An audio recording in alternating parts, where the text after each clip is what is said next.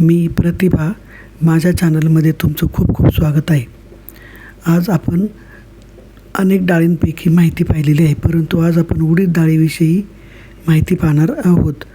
उडीद डाळ ही भारतीय आहारातील एक महत्त्वाची आणि पौष्टिक अशी डाळ आहे. उडीद डाळीला जर आपण पाहायला गेलं तरी अशा पद्धतीने तुम्हाला दिसेल. पांढरी स्वच्छ उडीद एक रंगाने काळे असतात, परंतु त्याची डाळ मात्र ही पांढरी शुभ्र असते. उडीद डाळ ही चवीला तशी मऊ असते आणि चिकट, पचायला तशी इतर डाळींच्या तुलनेने ती जड मानली जाते. परंतु भारतीय आहारामध्ये उडीद डाळीला फार महत्त्वाचे असे स्थान मिळालेले आहे. भारतात खास करून इडली आणि डोसा या डाळीशिवाय लोक करतच नाहीत. उत्तप्पा असेल किंवा उडीद डाळीचे पापडही प्रसिद्ध आहेत. चटणीमध्ये उडीद डाळ वापरतात, लाडू करतात, खीर करतात, कटबोळी. दिवाळीच्या पदार्थांमध्ये साधारणपणे उडीद डाळीचा जास्त वापर केला जातो. उडीद डाळ ही प्रथिनाने भरलेली असल्यामुळे स्नायू मजबूत होतात, शरीराला चांगल्या प्रकारे ऊर्जा मिळते. थंडीमध्ये ही डाळ वापरणे जास्त योग्य असते.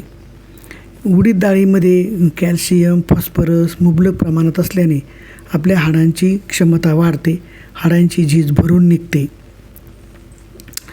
उडीद डाळ ही पचायला थोडी जड आहे, परंतु योग्य प्रमाणात घेतल्यास आतड्याचे चलनवलन चांगले राहते, बद्धकोष्ठता चांगली होते.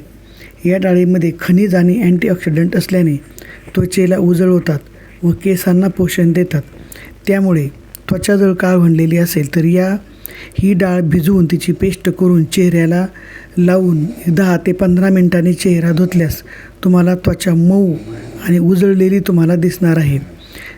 केसांनाही तसंच भिजवून ही डाळ जर केसांना लावली आणि नंतर जर अर्धा 1 तासाने केस धुतले तर केसांना तुम्हाला चमक आलेली दिसेल व केसांच्या ज्या समस्या आहेत त्या तुम्हाला कमी झालेल्या दिसतील.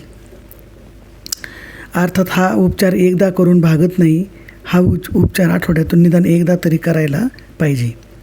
उडीद डाळ शरीरात चांगली कोलेस्टेरॉल टिकून ठेवते, ते मदत करते. त्यामुळे उडीद डाळीला त्याप्रमाणेच महत्त्व आहे. लोह, उडीद डाळीमध्ये भरपूर प्रमाणात लोह आहे, फॉलिक ॲसिड आहे. रक्ताची ज्यांना कमतरता आहे किंवा हिमोग्लोबिनची ज्यांना कमतरता आहे त्यांनी या डाळीचा वापर करायला हवा. कमी करण्यास, रक्त वाढण्यास मदत होते. उडीद डाळ जर योग्य प्रमाणात घेतली तरच ती चांगली आहे. उडीद डाळ तशी पचायला जड आहे पहा. ज्याची पचन संस्था सक्षम नाही त्यांनी उडीद डाळ कमी प्रमाणात घ्यावी. जास्त जर उडीद डाळ खाल्ली गेली तर त्याने गॅस होऊ शकतो. उडीद डाळ खाताना नेहमी हिंग, आलं, जिरं यांच्या फोडणीचा उपयोग केला पाहिजे. शक्यतो ही डाळ भिजवून आणि शिजवूनच खावी. उडीद डाळीमुळे वात कमी होतो. अशी एकमेव ही डाळ आहे का उडीद डाळीमुळे वात कमी होतो. उडीद डाळ ही पचायला जड असल्यामुळे जी कष्टाची लोक कामं करतात, जे खेळाडू आहेत, अशा लोकांना ही डाळ जास्त उपयोगी पडते. उडीद डाळ पचायला जड असल्यामुळे कष्टाची कामे करणाऱ्यांनी त्याचा जास्त वापर केलेला आपल्याला दिसून येतो. अनेक रोगांवरती ही डाळ उपयुक्त आहे. केस गळण्याच्या समस्येवर तर मी तुम्हाला सांगितलेलीच आहे. पण उडीद डाळ घ्यायचा प्रकार म्हणजे कमी प्रमाणात ही घेतली पाहिजे. वजन कमी करण्यासाठी या डाळीचा उपयोग होतो, कारण ही डाळ पचायला जड आहे. प्रोटीन्स भरपूर असल्यामुळे थोडी जरी ही डाळ खाल्ली आपण तरी आपल्याला पोट भरल्यासारखे वाटते. त्यामुळे वजन कमी करण्याचा ज्यांचा विचार आहे त्यांनी उडीद डाळीचा नक्कीच विचार करावा.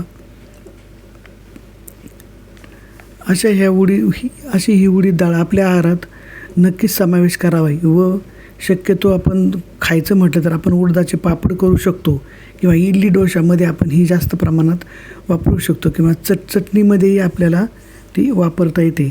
अशा पद्धतीने जर उडीद डाळ खाल्ली आपण तर नैसर्गिक शक्ती आपल्याला मिळते.